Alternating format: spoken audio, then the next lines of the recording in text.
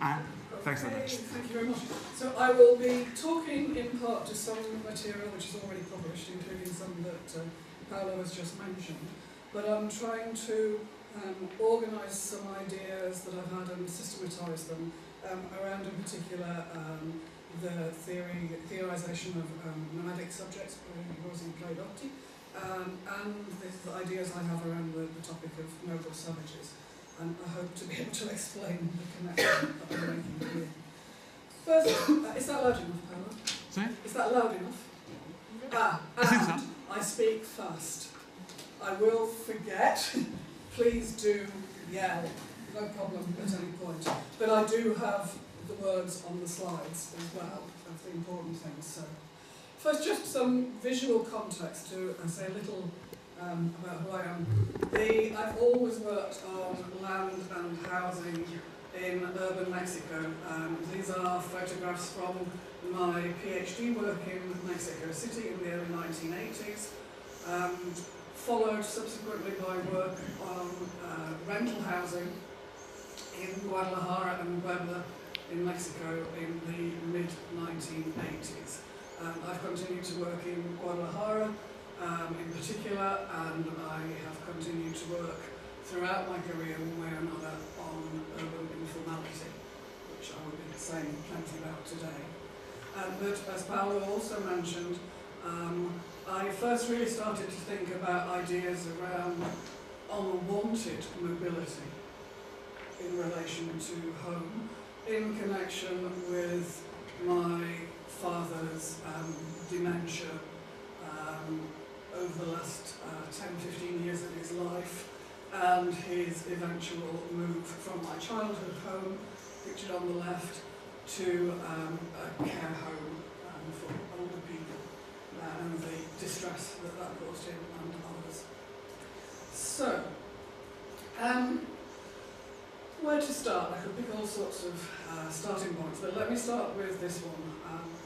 Well, this idea by political theorist William Walters about the political significance of home and certain visions of home, which I'm sure are familiar to you all, but I think are put very effectively by Walters in this idea of domopolitics, whereby the home is our place where we belong naturally, and that makes international order a space of homes with a chaotic outside, illegals, traffickers and terrorists. And obviously what underlies that statement about dwelling versus mobility is a concern for the binary of self and other, or same and other, self-same and other. And those are the kind of binaries that underpin the whole of this talk.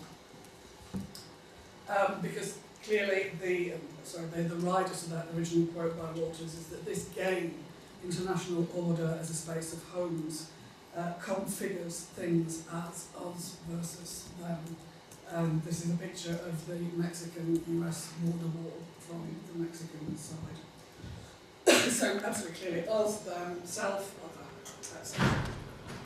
Those who naturally, essentially belong here because they are essentially good, and those who don't because they are essentially bad. And if that seems to be oversimplifying, I would argue very strongly that those kind of moral judgments underpin virtually all writing in these areas.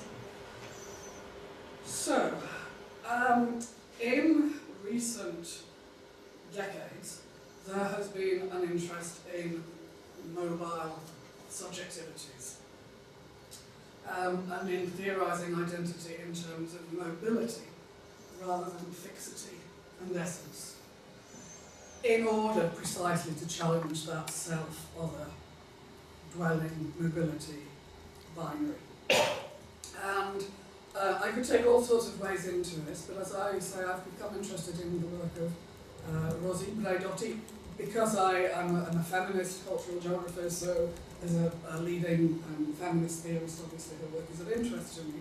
And I think it sums up in many ways both the ideas about what thinking in terms of mobility can do to help, but also some of the pitfalls in that area.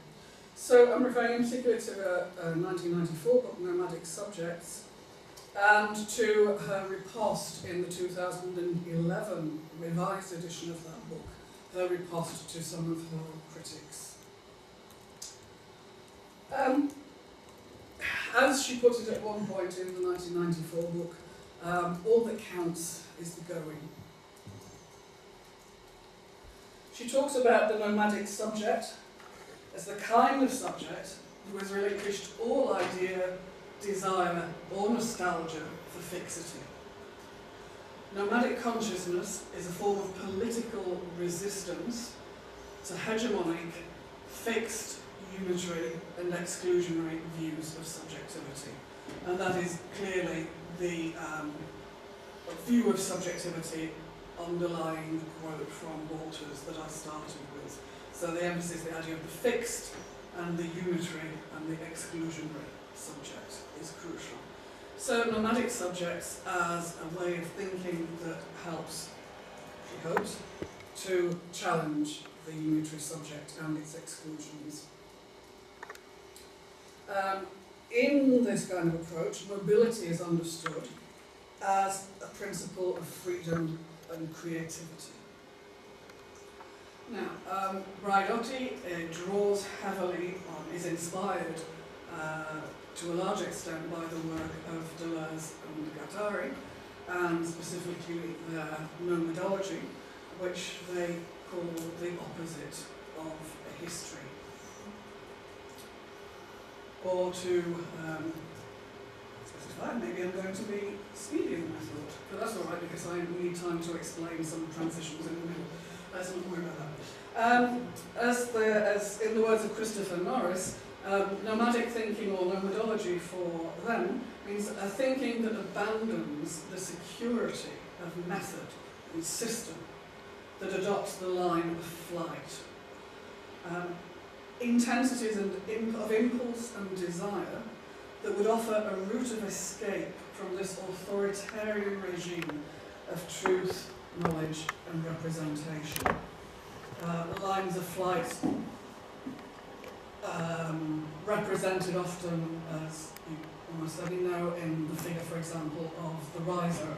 So the principle of, as opposed to the root trunk principle of, let's say, the tree, where everything has to pass through a single ordering principle, or trunk. The idea being that rhizomatic plants spread in all directions, and if once cut off, will produce new plants in different locations. So you see the mobility inherent in the ideas around nomadology there. And also the idea of political resistance that is implicit in, well, not just implicit, very explicit in their thinking. Another way that they put it, I'm doing this partly to introduce this idea of smooth space. I say that nomad science, as opposed to what they call royal science, does not ground itself in an all-encompassing totality, but is deployed in a horizonless milieu that is a smooth space, steppe, desert, or sea. So, I will happily leave these slides with you, by the way, don't plan to. So to summarise to this point, in the words of Sarah Ahmed, whose work I like very much on migration and dwelling, Sarah Ahmed says that in work like this, in Braidotti and others' work, migration is defined against identity. It threatens the closures of identity thinking. It threatens totality, which organises everything into an us or them, same or other, absolutely different. So you can understand, according to this way of thinking, migration is a refusal of essence, and migrancy and nomadism as being inherently transgressive. Again, the idea of resistance built in there. My students, I have to say, I do a little historical exercise with them in relation to Victorian domesticity, comparing threshold rituals of men in Victorian Edwardian Britain who, with the move to the suburbs, would return home from work at a particular time each day and would be greeted by the family at the threshold. And in order to illustrate the gendering, I then asked them to think about how many thresholds there are, or there were in women's lives at that time. These threshold rituals, of which, of course, the obvious one is the idea of carrying the new bride across the threshold into her own home. So when I asked students to write about that, I found that they habitually talk about transgressing the threshold. You can't just cross a threshold or enter a room or leave a room anymore. You have to transgress. It has to be an intentional, resistant kind of action. So, to go back to Braidotti then, so her understanding of nomadic subject as a figuration, I'll return to this a little later, and to say that she insists that it's the subversion of conventions that defines the nomadic state, not the literal act of travelling. In other words, that the nomadic subject is a political fiction. Nonetheless, her critics don't see it that way. They worry about putting so much emphasis on a figure which you could associate, for example, with imperialism, or with, certainly with, as it's put here, class and race-inflected privilege. This is a photograph of the explorer Freya Stark. And I have to say, coming through Heathrow yesterday, I had to smile because some of the adverts in the airport were for a new perfume by Chloe. This new perfume is called Nomad, and the pictures are, as you can imagine, the desert, sand, vast landscapes seen from a position on top of a cliff by a group of course, white people, people galloping on horses. The person galloping on a horse, you only see for a very short time, looks remarkably like Meghan Markle, who I guess is a kind of nomadic subject for our year. Maybe they want to endorse their new perfume. But I mean, given that you find World Nomad, I think, is the name of a travel company for Westerners, it's difficult, I find, to escape those kinds of associations, and others agree as well. And clearly, the counterpart of that being that this fascination with the mobile subject is a fascination which tends to overlook the situation when geographical displacement is painful rather than liberating, as Rita Fassel puts it. And this, one of these concerns, I think, is summarised in this context. Braidotti insists that that the nomadic subject does not take any kind of identity as permanent. She's interested, obviously, in the multiple subject, the non-uniformity of the subject, its multiplicity. And the way of trying to express that is to say that the nomad is only passing through. She never takes on fully the limits of one national fixed identity. And said in the 1994 book, the nomad has no passport or has too many of them. But then critics also looked at that, and Sailor Ben Habib, whose work I like in this area a lot, says that seems that Braidotti seems to make matters of identity infinitely deconstructible. But that in reality, there is an enormous difference between having no passport and having too many. So she's questioning the elision of those two circumstances in Braidotti's work. Now, Braidotti has responded to that, and I will come to her response a little later. But first of all, I want to show you how similar kinds of ideas about mobility are being applied in the last 10 years or so to a context which might seem very surprising at first sight, because it is precisely housing, which we tend not to think of in terms of mobility. Other than, sorry, there is a particular context in relation to social mobility. People have talked about movements through different housing tenures, for example. But houses per se tend not to be terribly mobile on the whole. So I want to illustrate this in respect in particular of work in Latin America, though not exclusively Latin America. Not exclusively because Rahul Mehrotra, who's the chair of design, I think it is at Harvard, has introduced this idea based on experience from India of the kinetic city, which he describes as a fluid and dynamic city that is mobile and temporal, often as a strategy to defeat eviction, and which leaves no ruins, which is in constant motion. So applying these ideas of mobility to the city, and in particular to informality. The little illustrations I've chosen there, out of many possible, is what's called nowadays the tourist trains, to our surprise, in Thailand, which runs through a market, where the market vendors have their produce right up to the rails, in which everybody is milling around in the tracks until a couple of times a day that the train passes through, when everybody moves their awnings back, moves their goods, well, don't necessarily need to move their goods, move themselves out of the way to let the train pass. And I think that kind of informal economic context is what Mehrotra is thinking of in particular when he talks about a strategy to defeat eviction. I think he's thinking of informal vendors, their carts that are coming in there. But I find that, I have to say, somewhat problematic if you think, for example, of the widespread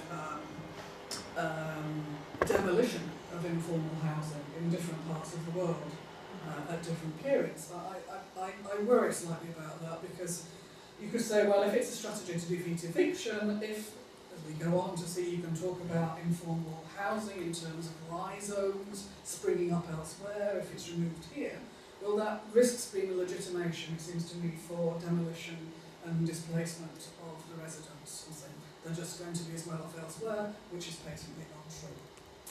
So I worry about that and applying that idea to housing.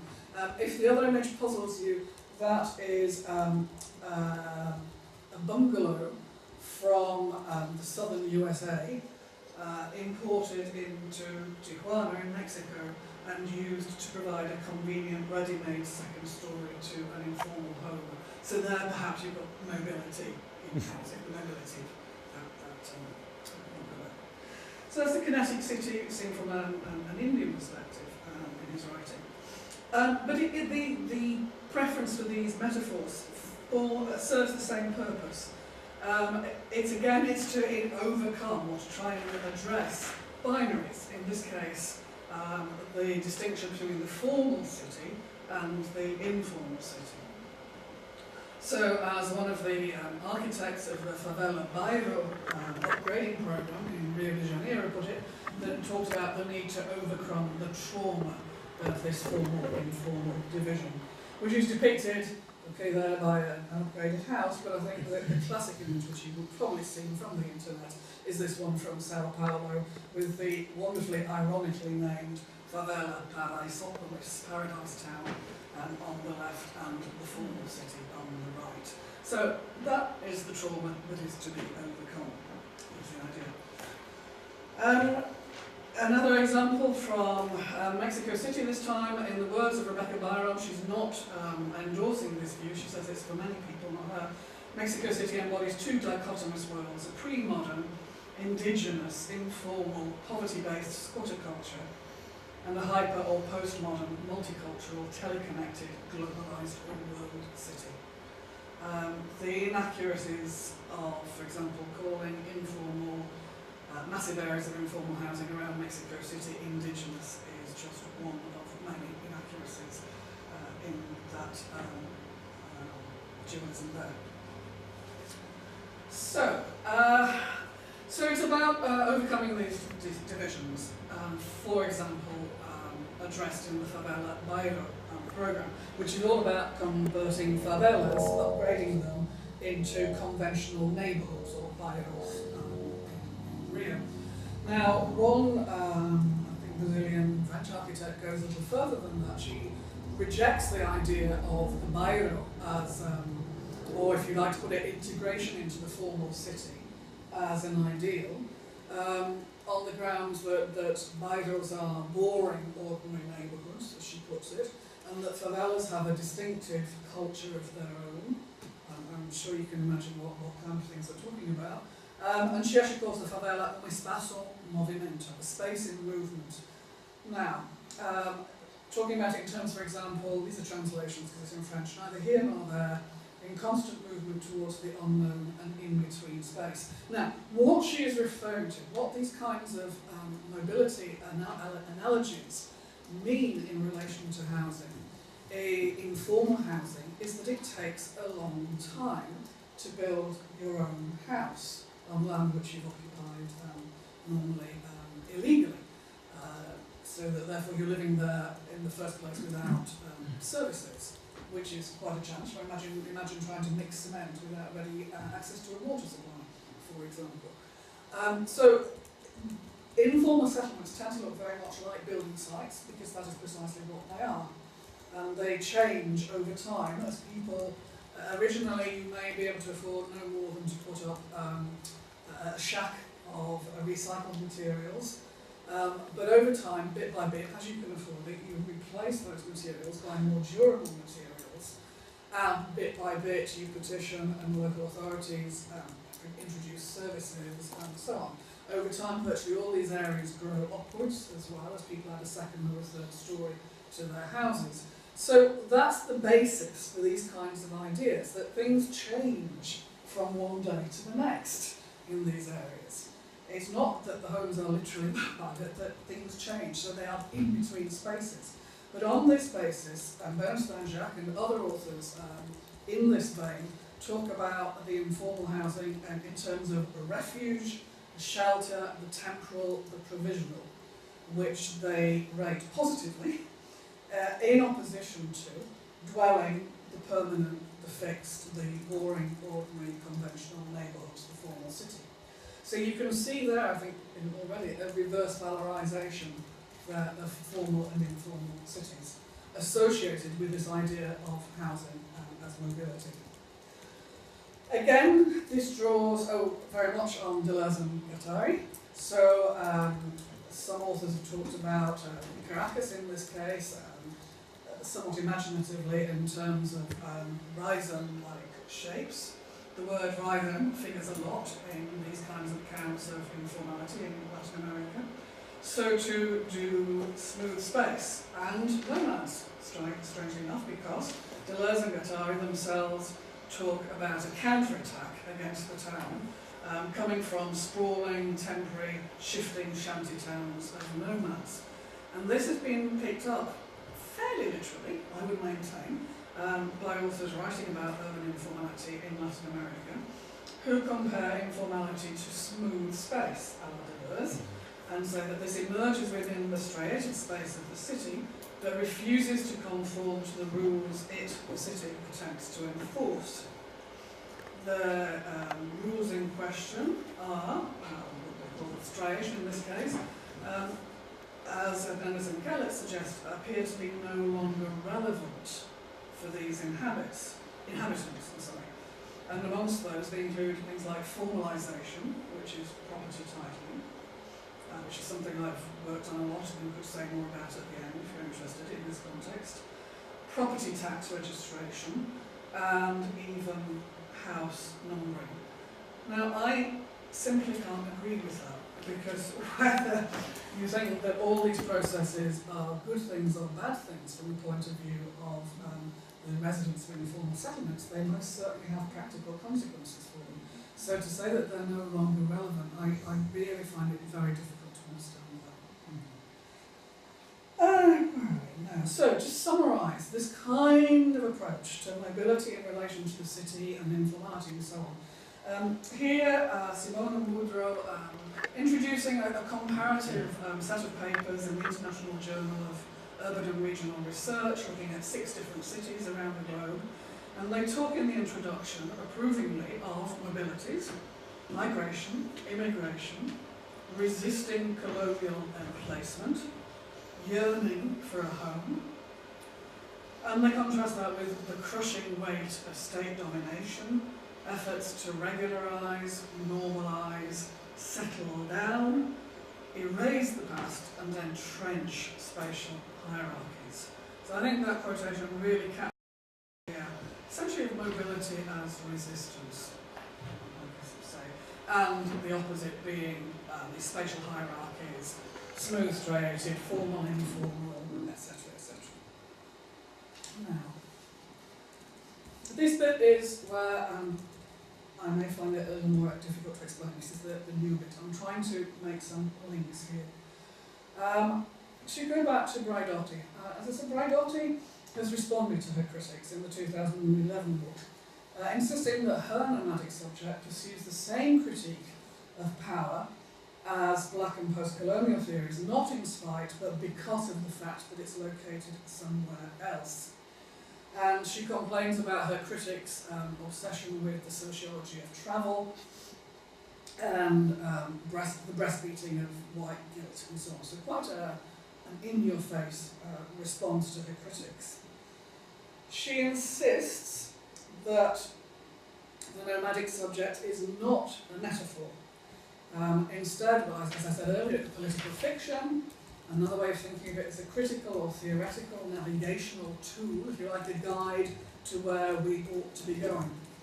And a way of giving an account, a transformative account of the self.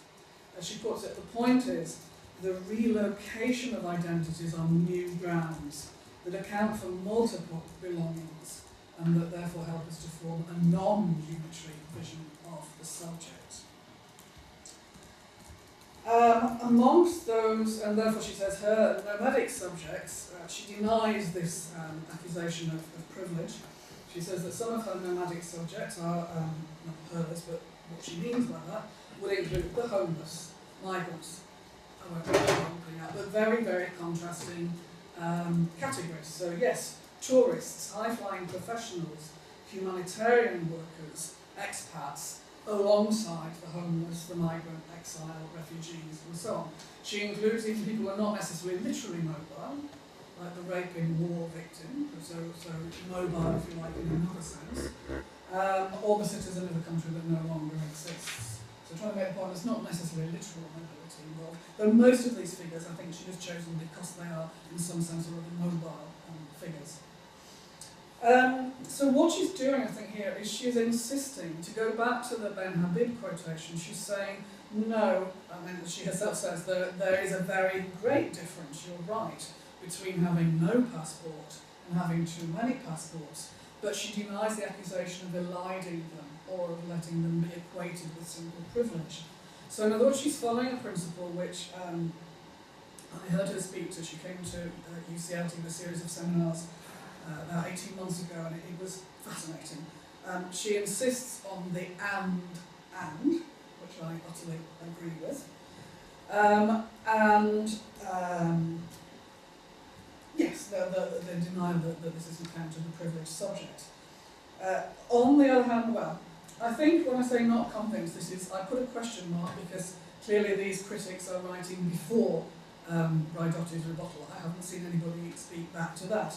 But again, their concerns are about what they call the unmarked, unlocatable and disembodied subject by virtue of its grounding only in movement and intensities, thinking back to the quotation from Deleuze and Guattari about intensities.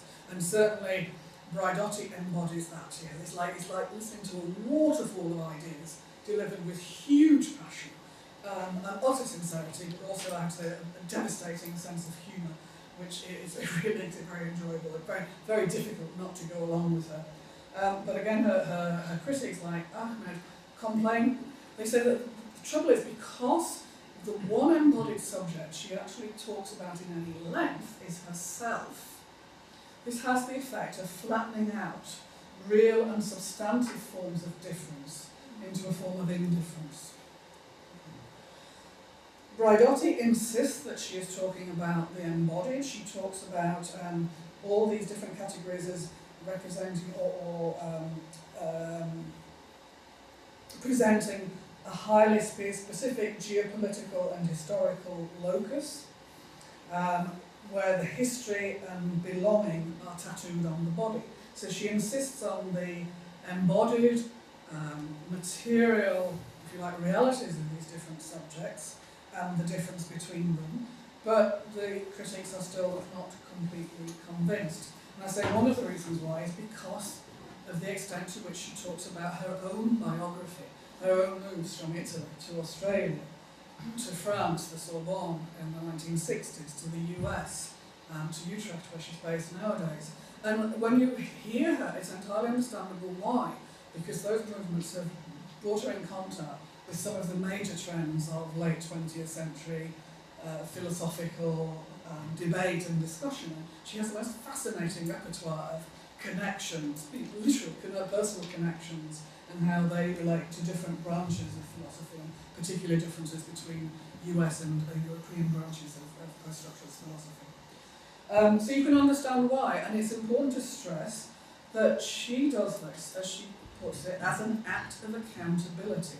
In other words, she is accounting for her own privilege, if you want to put it that way. But she talks about the need to account for accountability, to look at accountability much more broadly. And this is the thing that I learned through hearing her talk, which I think has made the main difference to me, and that I'm trying to explore further in these ideas, which I'm only just working up, of accountability, the need to account for the material conditions that sustain these different subject positions of the sort that I mentioned.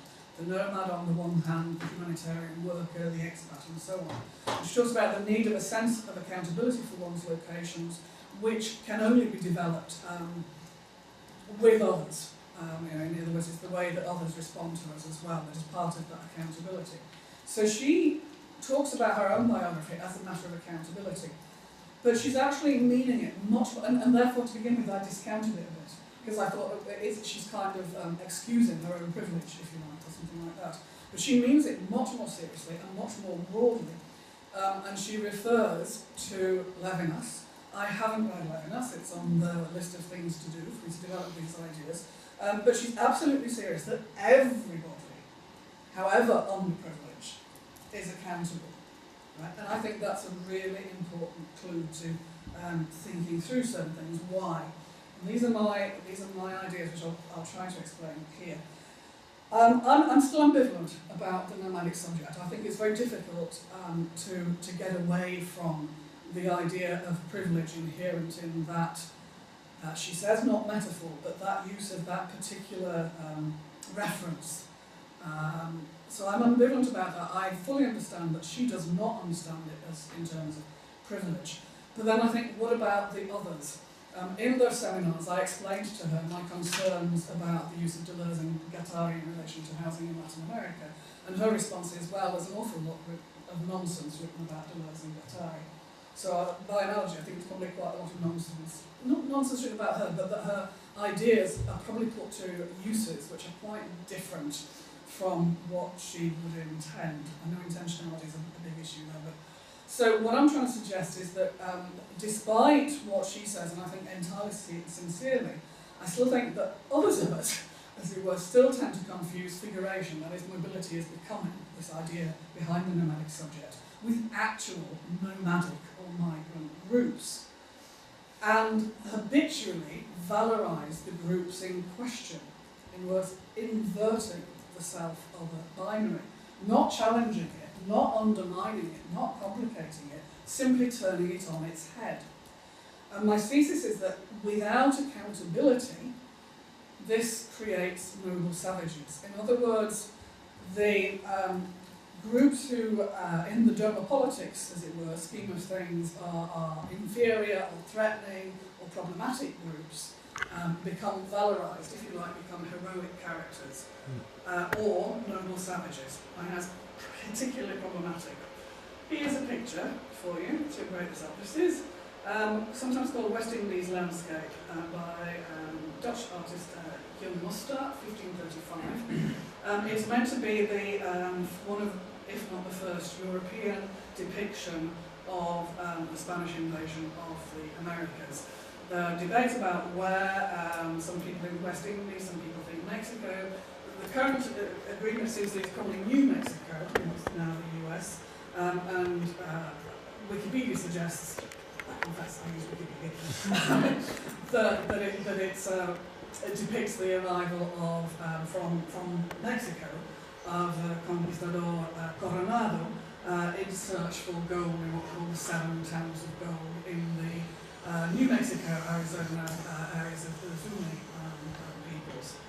The reason I'm showing this illustration, which I like, is that the people, the noble savages, look remarkably white. I'm sorry that the light is making you have anything to do. And that, I think, is not insignificant. Because, and let's see if I can explain this one now without going into too many other names. If we think of the process, I'm very fond of the work of feminist theorist and psychoanalyst Jessica Benjamin. These ideas come from her. If you think about the process of projection, by which the excluded other is created. They are said to be about our fear of things within ourselves. In other words, they're about ourselves. So if I say, Paolo, you're so envious, that means that I fear that I'm envious, and therefore get rid of that nasty feeling by projecting it onto Paolo. A classic example would be the often repeated idea that the most vicious homophobes are actually driven by their own homoerotic impulses, and they wish to deny those impulses in themselves. But there's another side to it. There's also identification. That's the negative of it. But there's also a form of identification which says quite the opposite. Now this one will be silly, but let's say, just so you see what I'm trying to say, Paolo, you're so envious. Right? Because I'm envious, then whatever is a positive category in my feelings and thinkings. I say that other people are great because they correspond to have the idea that I have of what I would like to be. And I fear those kinds of categories underlie an awful lot of writing in all sorts of different fields. And the point is, as Benjamin puts it, that they're both all about us, which is why I think it's significant that the noble savages are white, right? Because they are telling stories about the observer, not about the particular historical characters there. So in other words, they fail to account for what Benjamin calls the concrete other, which in other words is the person who not only receives our projection, but responds to them with a series of consequences for us. Now, I hope I got that ideas. Let me give you a couple of examples. First of all, in relation to stability, in a sense, of not being at the beck and call of somebody else, they were able to get on with their own story. So in other words, through having settled down, they were able in some ways to be more mobile in the terms of their own stories, if you understand what I'm saying.